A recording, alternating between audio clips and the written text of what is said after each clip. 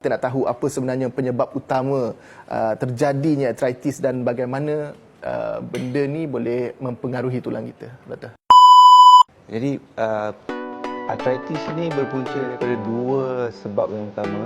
Sebab yang pertamanya adalah disebabkan oleh usia dan sebab yang kedua disebabkan oleh kecederaan. Apa bentuk jenis kecederaan, sama ada kecederaan sukan ataupun kecederaan yang biasa seperti jatuh tangga ataupun segala jenis kecederaan boleh menyebabkan arthritis.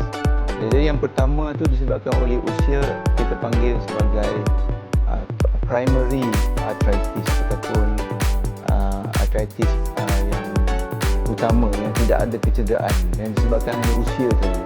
Dan arthritis yang disebabkan oleh kecederaan ni boleh berlaku pada usia yang muda disebabkan oleh kecederaan. Dan kebanyakan daripada arthritis yang utama tu yang disebabkan oleh usia tu juga dipengaruhi oleh faktor genetik.